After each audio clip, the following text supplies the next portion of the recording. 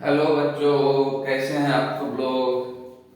Creative math वाला में आप सबका स्वागत है। आज मैं आप लोगों के लिए लेकर के आया हूं क्वाड्रेंट का पार्ट 2।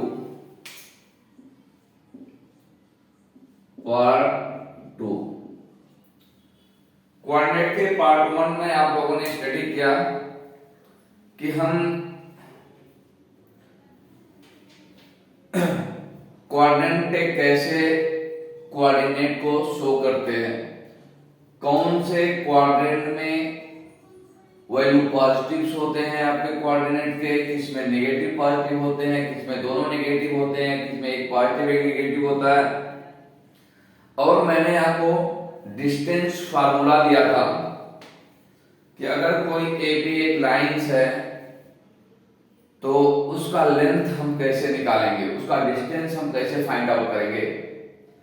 आज मैं आपको बताने वाला हूं कि उस डिस्टेंस पॉइंट के ऊपर अगर उसके इंटरनल या एक्सटर्नल कोई दूसरा पॉइंट हो तो उसका कोऑर्डिनेट हम कैसे फाइंड आउट करेंगे। Coordinate between A B internal point and coordinate between ना बेटा A B external point, A B on external point. तो चलो हम आपको इसका कोऑर्डिनेट निकाल करके हम इस फार्मूले को प्रूव करके दिखाएंगे। ये बहुत ही इंपॉर्टेंट है 9th और 10th के स्टूडेंट के लिए। तो सबसे पहले हम एक कोऑर्डिनेट बनाते हैं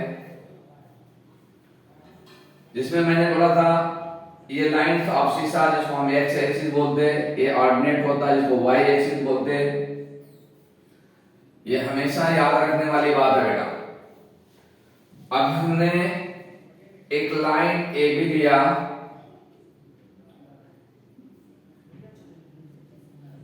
जिसका कोऑर्डिनेट x1 y1 है, इसका कोऑर्डिनेट x2 y2 है। अब हमें अगर कहीं यहां पे पॉइंट हो, सपोज करो यहां पे कोई एक पॉइंट है P,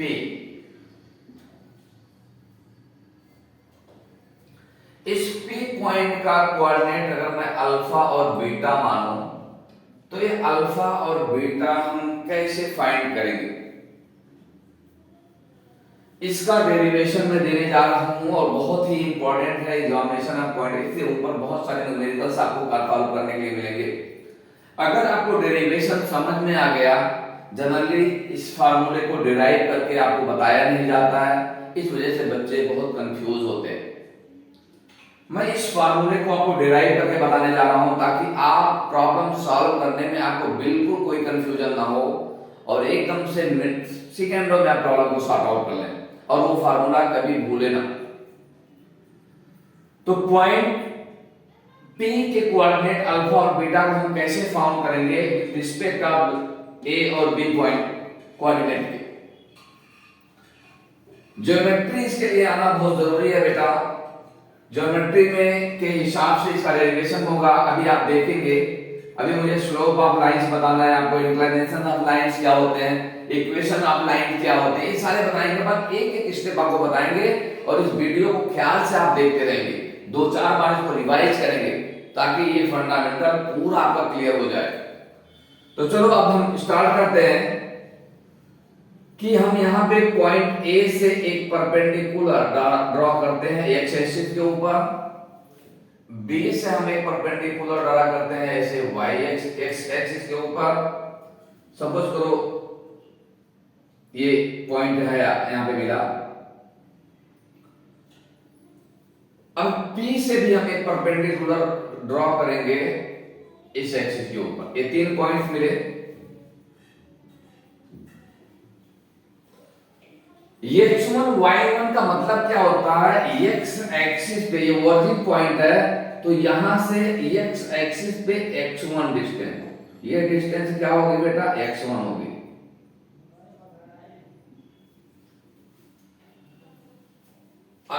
अल्फा एक्स एक्सिस से ये डिस्टेंस अल्फा कहलाएगा। x2 एक्स एक्सिस से ये डिस्टेंस x2 कहलाएगा।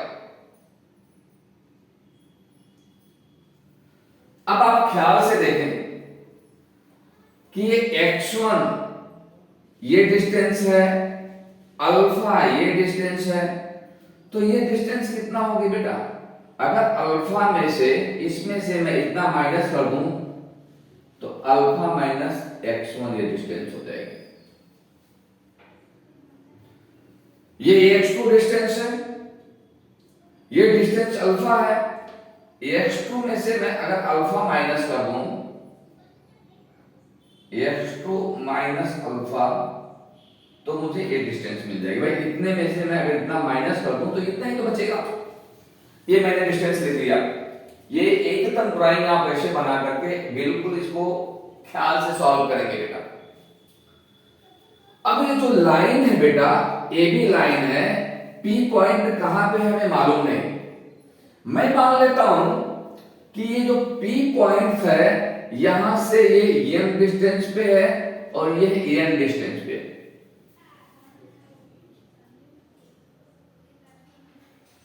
मैंने मान लिया कि एपी जो है पीबी एपी एम है और पीबी एम है, ये लेंथ हमें मालूम नहीं। तो AP is equal to M, suppose,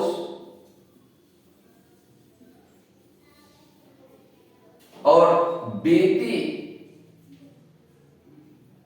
is equal to N.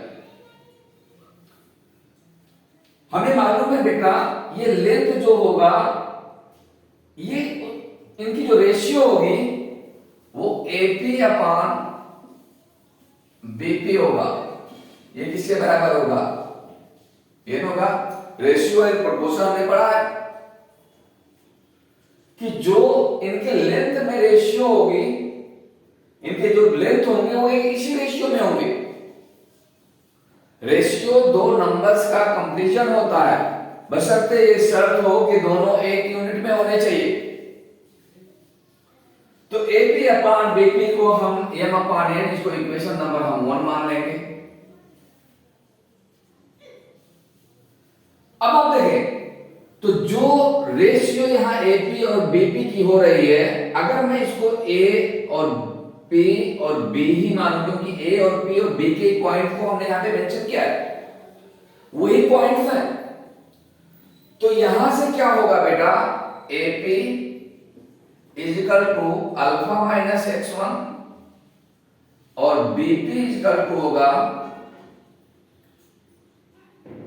x2 minus alpha. यहां पे रेशियो देखें, AP upon BP is equal to alpha minus x1 upon x2 minus alpha. ये इक्वेशन नंबर 2 हो गया।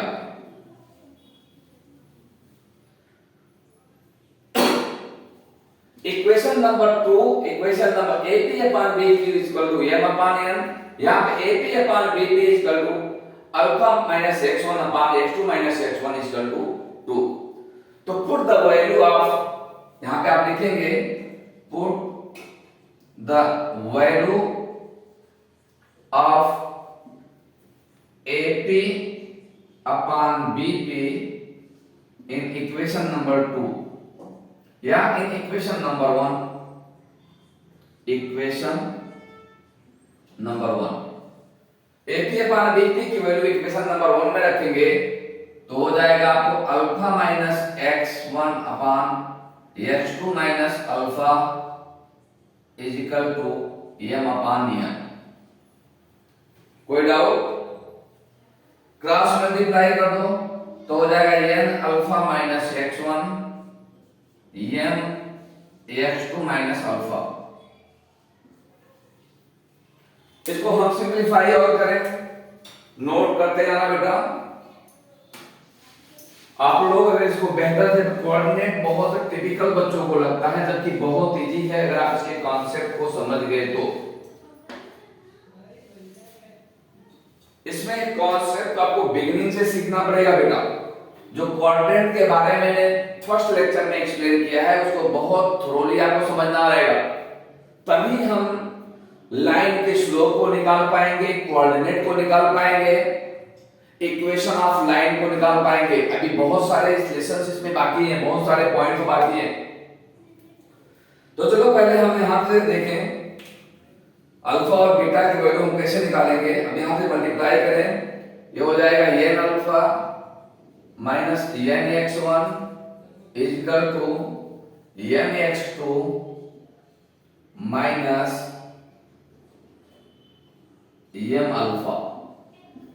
इसको इधर लेकर के आए और इसको उधर लेके जाएं, तो ये हो जाएगा m alpha plus n alpha equal to यहां पे हो जाएगा m x2, ये उधर जाएगा तो प्लस n x1 हो जाएगा। यहां पे दोनों में अल्फा कॉमन है तो m plus n equal to लिख सकते n x2 plus n x1। Alpha equal to हो जाएगा m x2 plus n x1 upon m plus n। ये आपके अल्फा की वैल्यू मिल गई।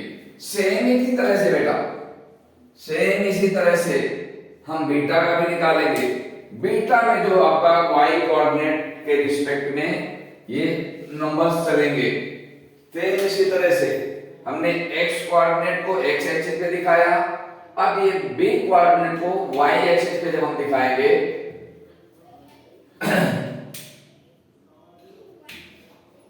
यहां पे हम इसको मिलाएंगे तो ये y एक्सिस को सेम इसी तरह से हम एक्सप्लेन करेंगे।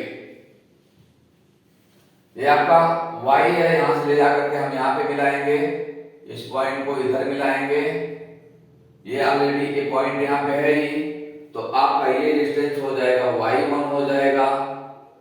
फिर ये डिस्टेंस जो है आपका बीटा है और ये डिस्टेंस आपका आ रहा है y2। फिर हम इसी के हिसाब से इसको निकालेंगे। इस डिस्टेंस को निकालना हमें रहेगा ये वाली डिस्टेंस, ये a वाला पॉइंट है, ऑलरेडी ये है, और ये b वाला पॉइंट है। फिर हम इसी के रिस्पेक्ट में जब हम इसको निकालेंगे तो हमारा बीटा की वैल्यू हो जाएगी my2 plus ny1 upon m plus n। ये m और n जो है ना बेटा ये रेशियो है। जैसे मैंने आपको वहां पे दिखाया कि AP upon BP is equal to m upon n, इसी को हम लिख सकते हैं AP ratio BP is equal to m ratio n। ये रेशियो में दिया होता है, रेशियो के रिस्पेक्ट में होता है कि हमने मान लिया सपोज AP m है और n है, तो इसमें जो रेशियो होगा m रेशियो n का होगा। तो यहाँ पे अगर n की वैल्यू आपको पता हो, x2 और x1 की वैल्यू पता हो, n की वैल्यू पता हो, तो इस अल्फा और बीटा कोऑर्डिनेट की वैल्यू को आप फाइंड कर सकते हैं। सेम इसी तरह से बीटा की वैल्यू अगर आपको फाइंड करनी है तो y2 की वैल्यू फाइंड हो, y1 की मालूम हो, m और n की वैल्यू फाइंड हो, तो अल्फा और बीटा की वैल्यू हम फाइंड कर सकते हैं। ये उस कंडीशन में जब था जब ये पॉइंट a और b के बीच में कहीं पे था, वो यहां पे भी हो सकता है, इधर भी हो सकता है, कहीं पे भी हो सकता है। उसकी वैल्यू हम कैसे फाइंड आउट करेंगे? इस फार्मूले की तरफ से। अब दूसरी बात आती है कि अगर ये पॉइंट एक्सटर्नल हो, ये B पॉइंट A और B के बीच में ना हो करके कहीं पे बाहर हो, यहां पे कहीं पे हो, यहां पे कहीं पे हो, तो हम इस अल्फा और बीटा की वैल्यू को कैसे फाइंड आउट करेंगे? अभी नेक्स्ट इसमें किसी को कुछ समझने में प्रॉब्लम हो तो वो फिर वापस में एक बार एक्सप्लेन करता हूं कि हमने AP अपान BP की वैल्यू दिए गए कोऑर्डिनेट के रिस्पेक्ट और इस पॉइंट को हमने मान रखे कि n रेशियो n के रेशियो में इस पॉइंट को डिवाइड कर रहा है, उससे हमने जो फाइंड आउट किया तो alpha is equal to mx2 plus nx1 upon mn मिला और beta is equal to my2 plus ny1 m plus n मिला। ये जब बेस में था। अब अगर ये बाहर पॉइंट है तब हम कैसे देखेंगे? चलो मैं इसको ड्रा करके आपको दिखाता हूं।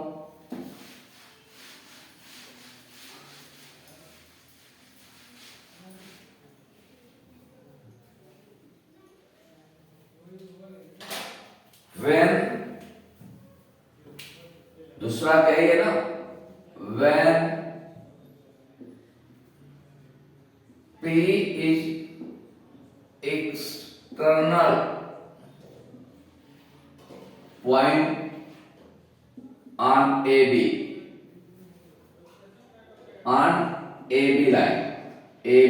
line। अगर एक्सटर्नल पॉइंट है तो हम कैसे फाइंड करेंगे? इसको हम वापस ड्रा करते हैं बेटा।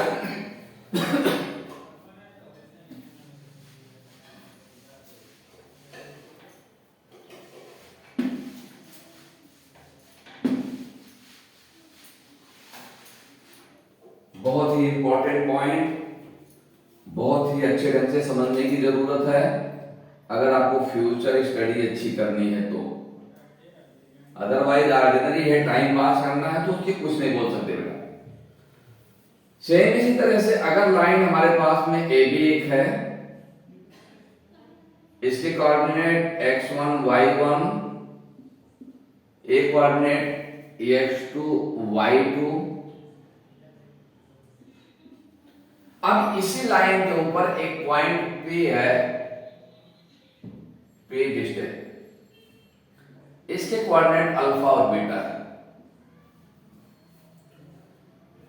तो अल्फा और बीटा की वैल्यू हमें फाइंड कैसे करना है, चलो देखते हैं।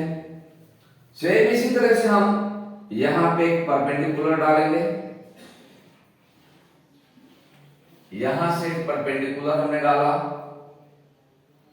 बी पॉइंट, यहां से परपेंडिकुलर डाला बी पॉइंट।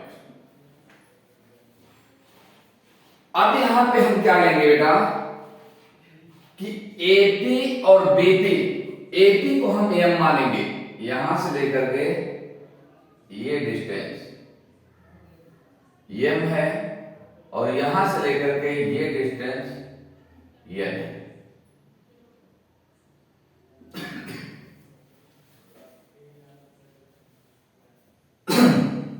आप देखो यहां से लेकर के ये डिस्टेंस x1 है,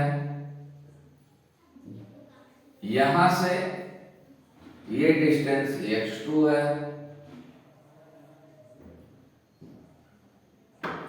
यहां से ये डिस्टेंस अल्फा है। x एक्सिस को हम शो कर रहे हैं बेटा। तो ये डिस्टेंस कितना हो जाएगी भाई? अल्फा में से अगर मैं x2 माइनस कर दूं तो मुझे ये डिस्टेंस मिल जाएगी। AB डिस्टेंस AP हो गया, अल्फा मिला मुझे, BP अल्फा माइनस x2 मिला। अगर मैं इस डिस्टेंस की बात करूं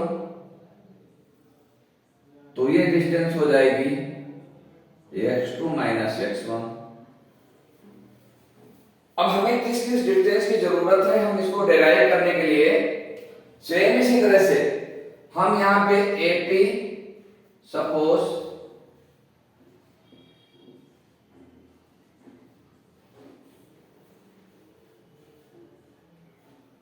AP equal to m and BP is equal to n, then AP ratio BP is equal to m ratio n। ऐसा क्यों हो रहा है बेटा? जब ये इंटरनल पॉइंट था तो हम क्या माने थे? AP और BP माने थे। अभी ये पॉइंट एक्सटर्नल हो गया तो हम AP और BP ऐसा लेंगे, यानी ये AP जो होगा ये m होगा और BP जो होगा वो n होगा। तो AP upon BP equal to M upon N. एक इक्वेशन आपको मिल गया। दूसरा हम देखेंगे बेटा कि एपी कितना है अल्फा, बीपी कितना है alpha minus X to.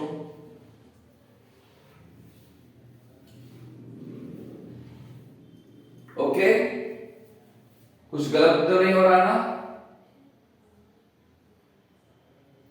Alpha minus X to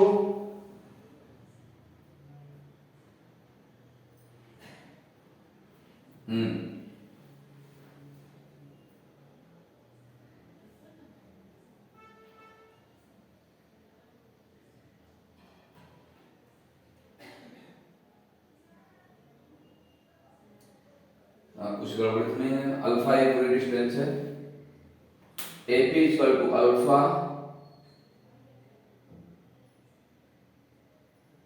AP upon BP.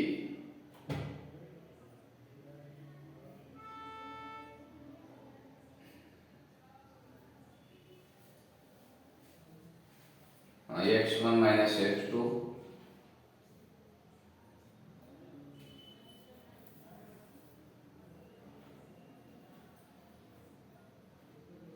X one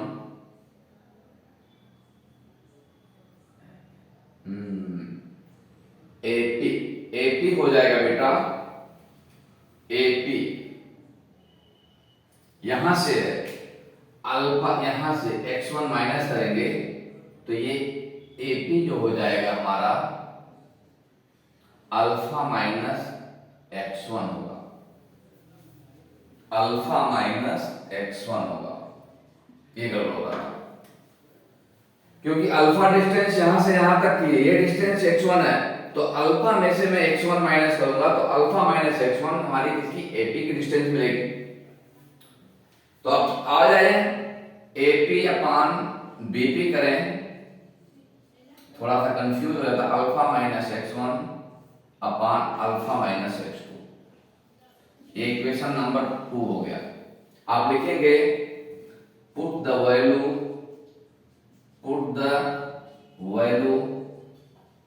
of equation number 2 in equation number 1। अब जब हम इक्वेशन नंबर 2 की वैल्यू इक्वेशन नंबर 1 में पुट करेंगे तो फॉर्म क्या बनेगा बेटा?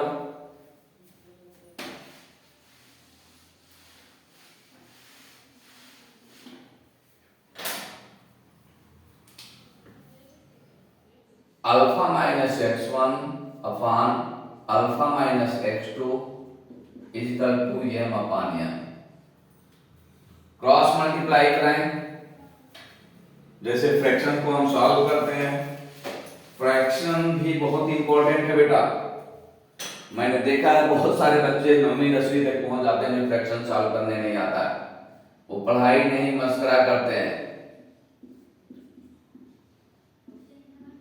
अल्फा माइनस x2 n का इसमें मल्टीप्लाई किया तो पूरे में होगा, n का मल्टीप्लाई इन पूरे में होगा। इसको सॉल्व करेंगे n alpha minus n x1 m alpha minus m x2।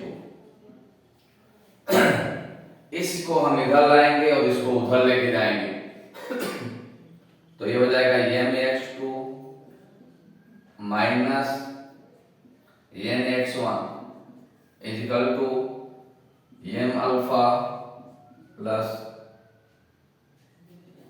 Minus n alpha. यहां से अल्फा कॉमन हो जाएगा, मैंने इसको उधर उसको इधर कर दिया। इक्वेशन हम कर सकते हैं, कोई प्रॉब्लम नहीं। साइन के साथ m x2 minus n x1 alpha equal to हो जाएगा m x2 minus n x1 upon m minus m। कैसे हुआ बेटा? अल्फा m माइनस वन के मल्टीप्लाई में है, तो इधर जब कोई मल्टीप्लाई नंबर होता तो उस साइड में जाता, तो डिनोमिनेटर में आ जाता है। अब ये अल्फा की वैल्यू आपकी ये निकल गई। इसी तरह से बीटा की वैल्यू हम y के टर्म्स में निकालेंगे, जैसे मैंने आपको उसमें बताया y equal beta equal to my2 minus ny1 upon m minus 1।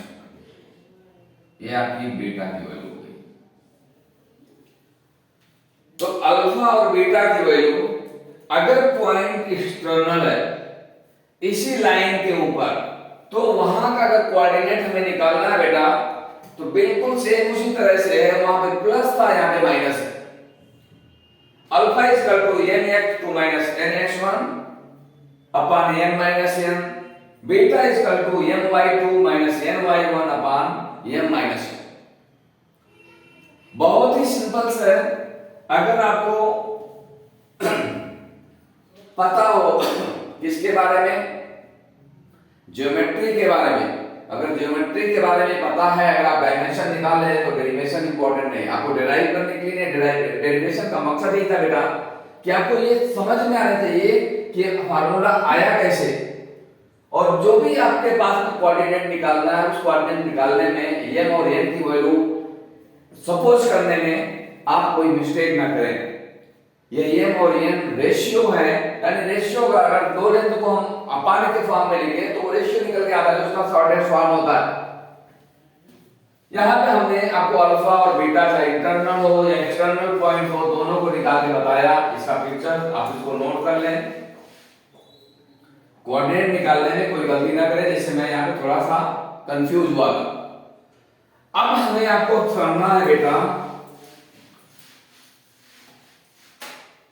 Distance आपने पढ़ लिया, कोऑर्डिनेट पढ़ लिया, अब आपको पढ़ना है तीसरा point, slope and inclination. Inclination and slope.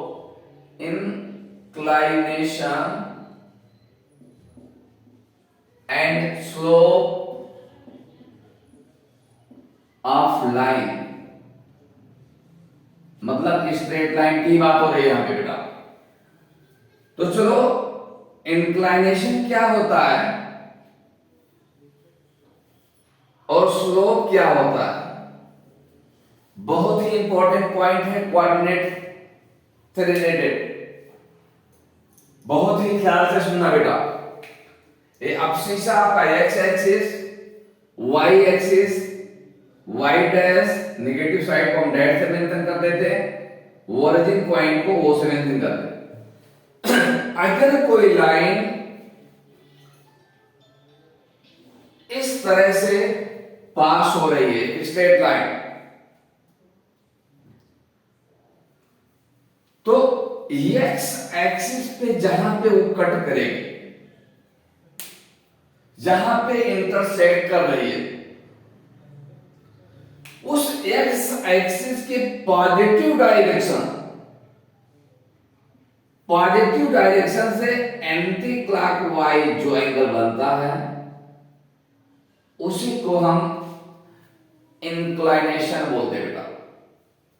ख्याल से सुनना फिर, what is the inclination? Inclination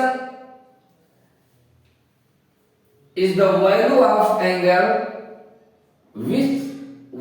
which is made by the positive x axis in the direction of the anti-clockwise is called inclination। किसी भी लाइन का इंक्लाइनेशन हम x axis के positive direction से एंटी क्लॉकवाइज जब हम आर्क लगाएंगे या एरो बनाएंगे तो जो एंगल बनेगा वही एंगल इंक्लाइनेशन कहलाता है। अब ये थीटा एंगल कुछ भी होता है, एक इंक्लाइनेशन ऐसा भी है, दूसरा ये ऐसा भी हो सकता था, तीसरा ऐसा भी हो सकता है, चौथा ऐसा भी हो सकता है, ऐसा भी हो सकता है, ऐसा भी हो सकता है, कुछ भी हो सकता है। तो मतलब क्या हुआ, किसी स्ट्रेट लाइन का जो इंक्लाइनेशन होता है वो पाई से लेस और 0 के इक्वल और उससे बड़ा होता है। पाई से कम होगा 0 के बराबर या उससे बड़ा हो सकता है। तो इंक्लाइनेशन आपके समझ में आ गया होगा। इंक्लाइनेशन जो वेरी होता है वो पाई और 0 के बीच में होता है। किसी भी लाइन का inclination it will be very 180 degree. Pi मतलब क्या हुआ 180 डिग्री और 0 के बीच में वेरी करता है। अब स्लोप किसे बोलते बेटा? इससे इंक्लाइनेशन का अगर हम टेंजेंट ले लें, ट्रिग्नोमेट्री में आप लोगों ने पढ़ा होगा या नहीं पढ़ा होगा तो आगे आपको बताया जाएगा कि इसी का टेंजेंट ही स्लोप कहलाता है। यानी थीटा का टेन ले लें, टेन थीटा क्या कहलाता है? स्लोप। और इसको हम स्मॉल एम से डिनोट करते हैं। टेन थीटा क्या है बेटा? Slope, slope of line, slope of line. इसी को हम क्या बोलते हैं? एम से डिनोट करते हैं। मतलब जो इंक्लाइनेशन है, इस इंक्लाइनेशन का जो एंगल्स होगा उसका हम टेंजेंट ले लेंगे तो वो स्लोप कहलाएगा। स्लोप और इंक्लाइनेशन बहुत क्लियर है बेटा, जानना बहुत जरूरी है। इसका आगे बहुत इस्तेमाल होने वाला है जब हम लाइन ऑफ इक्वेशन पढ़ाएंगे, अभी जस्ट आने वाला ही है। तो tan थीटा इक्वल टू ये स्लोप। थीटा जो एंगल ये फॉर्म हुआ है ये इंक्लाइनेशन है। इंक्लाइनेशन का मतलब आपने हिंदी में देखा झुकाव होता है, ढलान होता है। ये ढलान ही तो है। जितना एंगल इसका बढ़ेगा ढलान बढ़ता जाएगा, जितना एंगल कम होगा ढलान कम होता है। ये कब तक? 90 तक।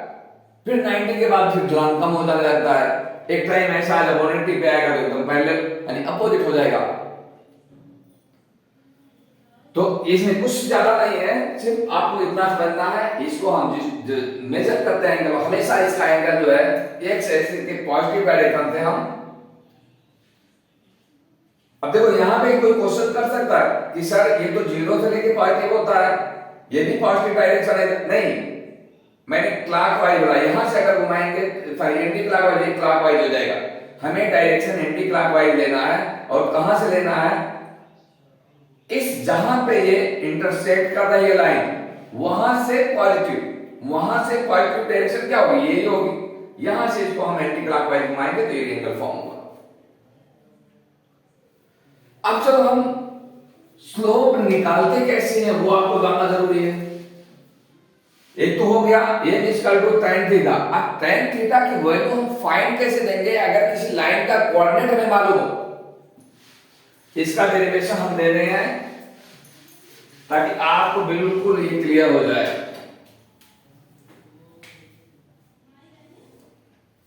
हमेशा कोऑर्डिनेट आपको बनाना ही रहेगा।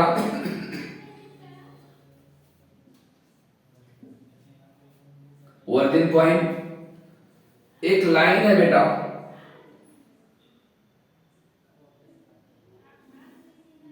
जिसका एक पॉइंट ए है दूसरा बी है। इसका कोऑर्डिनेट x1 y1 है, इसका कोऑर्डिनेट x2 y2 है।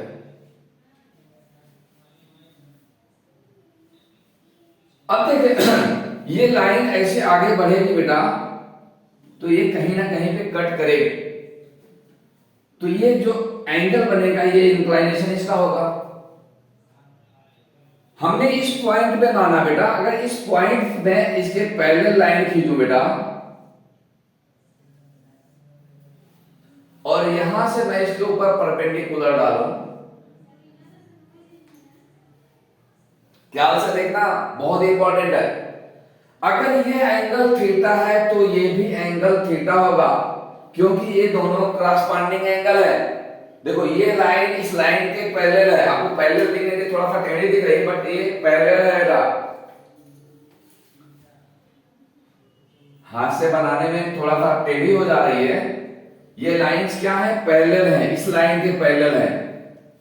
तो क्रॉसपॉन्डिंग एंगल्स क्या होता है, अगर कोई लाइन है, कोई इंक्लिनेशन लाइन है, तो उस पे जितना भी पैरेलल लाइन हम खींचेंगे उसमें जो एंगल होंगे वो सारे क्रॉसपॉन्डिंग एंगल्स होते हैं।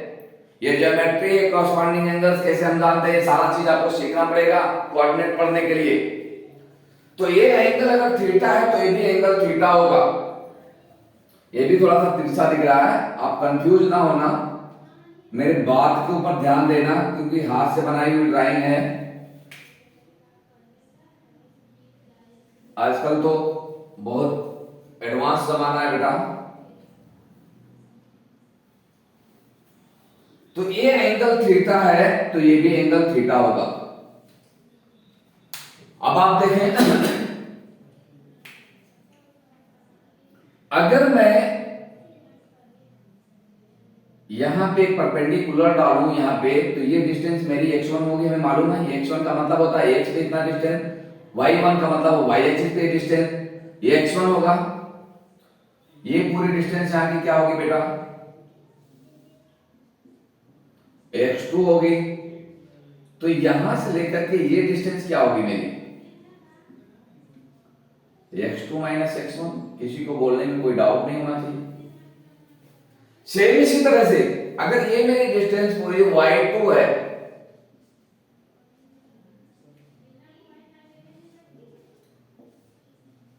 और ये इतने डिस्टेंस y1 है, तो ये डिस्टेंस कितनी होगी भाई, y2 में से मैं y1 माइनस करूंगा तो मुझे तो ये डिस्टेंस मिलेगी ना।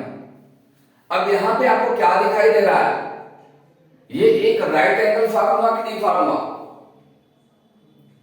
अगर ये थीटा है, ये लाइंस पैरेलल है, इसके ऊपर परपेंडिकुलर किसी भी पैरेलल लाइन के ऊपर हम परपेंडिकुलर डालते हैं तो 90 डिग्री का एंगल फॉर्म होता है, वो जहां पे इंटरसेक्ट करेगी। तो जब एक राइट एंगल ट्रायंगल में ये एंगल थीटा है, इसको हम कोई सी पॉइंट मान लें, तो हमें मालूम है कि tan थीटा इक्वल टू होता है परपेंडिकुलर अपॉन बेस। परपेंडिकुलर क्या होगा, BC अपॉन बेस AC है। BC की वैल्यू क्या है, y2 माइनस y1। AC की वैल्यू क्या है, x2 माइनस x1। तो tan theta equal to y2 minus y1 upon x2 minus x1। ये आपका स्लोप हो गया। इसी स्लोप की बात की जा रही थी रे भाई, यही इंक्लिनेशन ही जो स्लोप था जब उसका हम टेंजेंट ले रहे थे। ये बहुत ही इंपॉर्टेंट फार्मूला है बेटा। अगर आपको किसी लाइन के दोनों कोऑर्डिनेट मालूम हो, लाइन बनती क्या, जब हम दो पॉइंट को मिलाते हैं तभी लाइन स्ट्रेट लाइन बनती है बेटा, ये भी याद रखें। ए और बी दो पॉइंट थे, इसको हमने मिलाया है, स्ट्रेट लाइन बनी। तो ए बी और B C sorry A B का जो इंक्लिनेशन है उसका tan हम जब लेते हैं तो वही उसका स्लोप कहलाता है। तो tan theta equal to y2 minus y1 upon x2 minus x1। tan theta को हम m से डिनोट करते हैं, tan theta equal to m, तो हम ऐसे भी लिख सकते हैं m equal to y2 minus y1 upon x2 minus x1। चाहे आप ऐसे लिखें चाहे ऐसे लिखें, दोनों एक ही चीज है। m के फॉर्म में लिख दिया, के फॉर्म में लिखा। कोई डाउट बेटा? आई थिंक डाउट नहीं होना चाहिए आप लोगों को। अगर हमें इंक्लाइनेशन बोलना हो तो जो डिग्री होगी, जितना एंगल होगा, हम उसको पॉजिटिव डायरेक्शन में एंटी क्लॉकवाइज डायरेक्शन में हम उसको इंक्लाइनेशन बोलेंगे, और जैसे ही हम उसका tan ले लेते हैं तो वो क्या कहलाता है, क्या कहलाता है, स्लोप कहलाता है, स्लोप ऑफ द लाइन। अब दूसरी बात है, अगर दो लाइन एक दूसरे को कट करती हों तो उनका एंगल हम कैसे फाइंड करेंगे, उसको हम देख लेते हैं बेटा।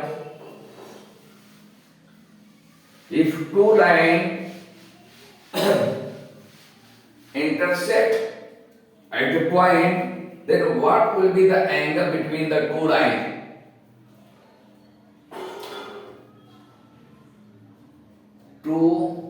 Between two lines angle, between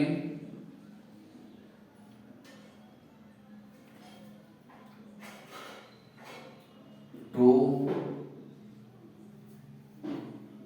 straight line angle. अगर आप देखें ख्याल से, ये आपका क्वाड्रेंट हो गया।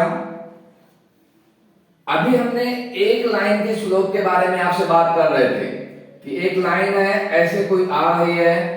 अब मैं बोल रहा हूं कि दूसरी लाइन है जो ऐसे जा रही है।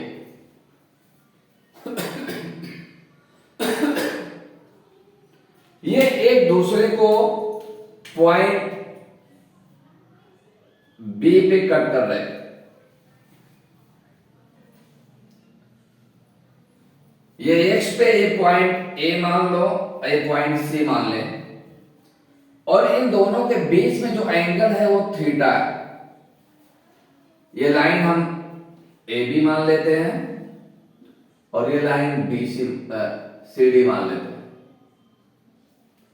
ये दो लाइंस हैं, एक दूसरे को कट कर रही हैं। अब इनके बीच का एंगल, ये किस एंगल से आ रही है दोनों, जो एक किसी पॉइंट पे कट कर रही है, ये जानना बहुत जरूरी है बेटा। अब आप देखें ख्याल से, मैं मान लेता हूं कि लाइन ए है, जो इसका एंगल है वो थीटा 1 है, जो इसका इंक्लाइनेशन है। लाइन सीडी का इंक्लाइनेशन मैं थीटा 2 मान लेता हूं। अब आप यहां पे ज्योमेट्री से पूरा देखेंगे। मान लीजिए लाइन AB का जो स्लोप है वो m है, m1 है, और लाइन CD का जो स्लोप है वो m2 है। अभी इन दोनों के बीच का एंगल हमें निकालना हो तो हम कैसे निकालेंगे, किस थीटा की वैल्यू हम कैसे फाइंड करेंगे? अगर हमें स्लोप m1 m2 पता हो तो चलो देखते हैं कैसे पता करेंगे। यहां पे ख्याल से देखें, जो एंगल CB, ये O मान लें, COB है, ये थीटा है। इसके सामने का एंगल क्या है? अपोजिट एंगल है, तो ये भी थीटा होगा।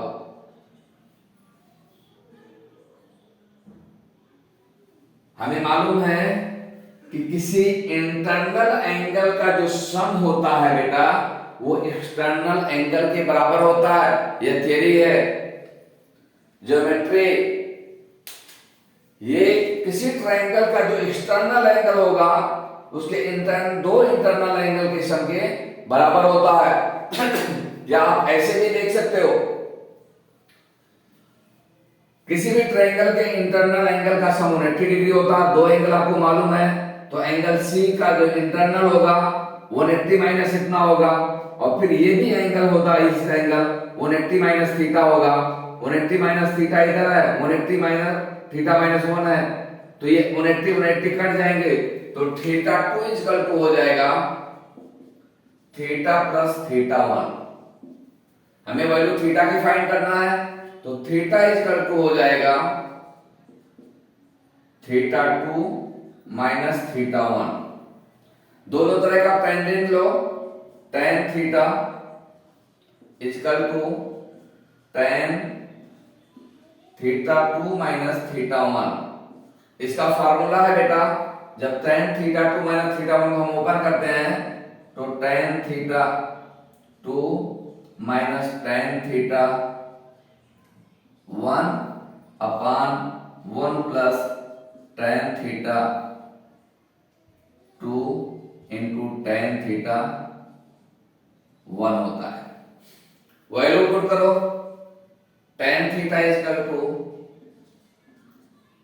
m2, टेन थीटा 2 की वैल्यू है m2 माइनस m1 अपान 1 प्लस m2 m1। यानी अगर आपके स्लोप्स मालूम हैं दोनों लाइंस के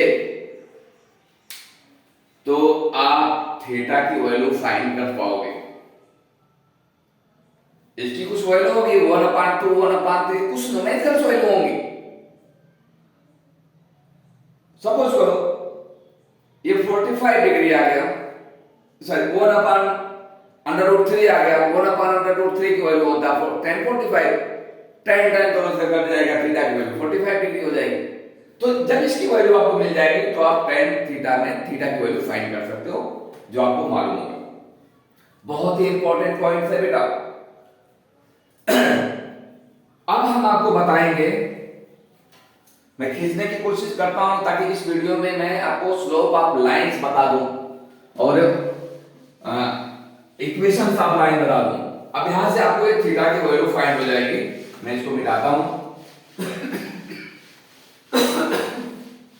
अब हमें रीड करना है equation of line. Equation of line बहुत ही इंपॉर्टेंट है। Equation of straight line, straight line के बारे में आप लोग को मालूम होगा। स्ट्रेट लाइन क्या होता है, जिगजैग लाइन क्या होता है, वहां पे मैं नहीं जाना चाहूंगा क्योंकि ये होप करते हैं कि 10 और 9 के स्टूडेंट को ये चीज तो पता होनी चाहिए।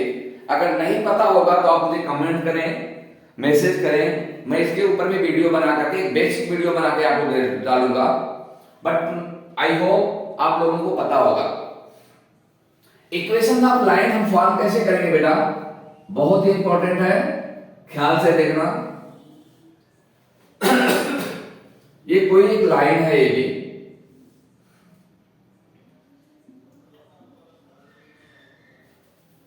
ये भी लाइन है बेटा। इसके कोऑर्डिनेट x1 x2 है, y2, यहां पे x2 y2 है और इसको हम बढ़ा करके यहां पे एक पॉइंट P ले रहे हैं जिसका कोऑर्डिनेट xy है।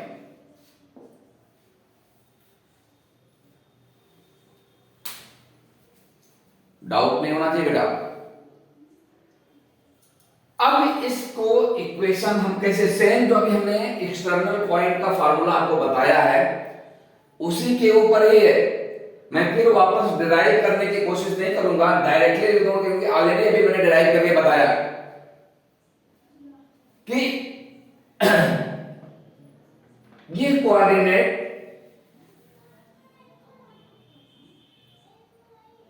अच्छा, अभी मैंने आपको एक फार्मूला और भी बताया था,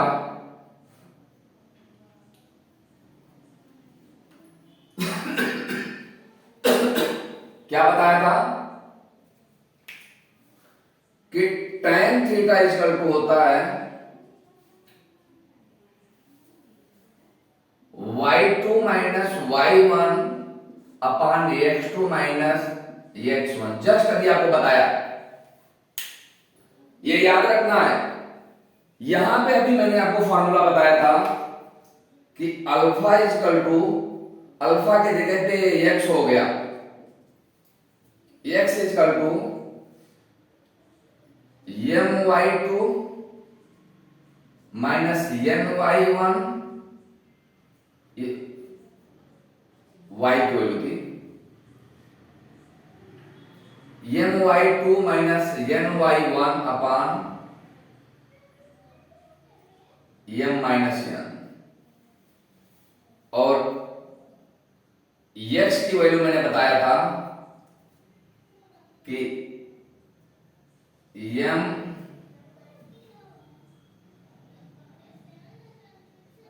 अच्छा, यहां पे इसको लेंगे, यहां पे तो कंफ्यूज हो जाएगा वो, यहां पे देखते हैं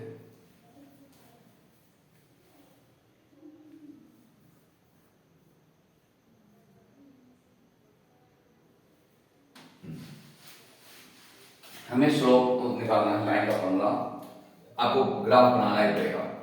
हम यहां से परपेंडिकुलर इसके ऊपर डाल दें, यहां से परपेंडिकुलर डाल दें, ये वैल्यू हमारी x1 है, ये वैल्यू हमारी यहां से x है, तो ये वैल्यू हमारी हो जाएगी x माइनस x1। कहां से? यहां तक की डिस्टेंस, ये x माइनस x1 हो जाएगी। ये हमारी डिस्टेंस y1 है, ये पूरी डिस्टेंस y है,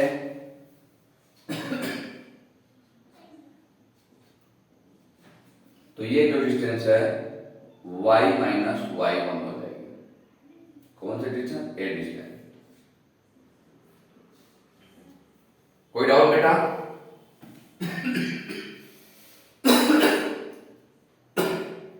तो हम देखें इस राइट एंगल ट्रायंगल में इसका स्लोप कोई थीटा ही है, सॉरी इंक्लाइनेशन थीटा है, तो tan थीटा इक्वल टू हो जाएगा बेटा y minus y1 upon x minus x1। इसका वैल्यू हमें मालूम है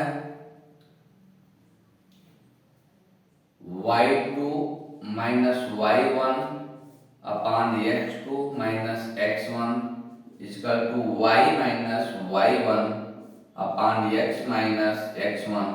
क्रॉस मल्टीप्लाई करो तो y minus y1 equal to हो जाएगा y2 minus y1 upon x2 minus x1, दूसरे ब्रैकेट में x माइनस x1।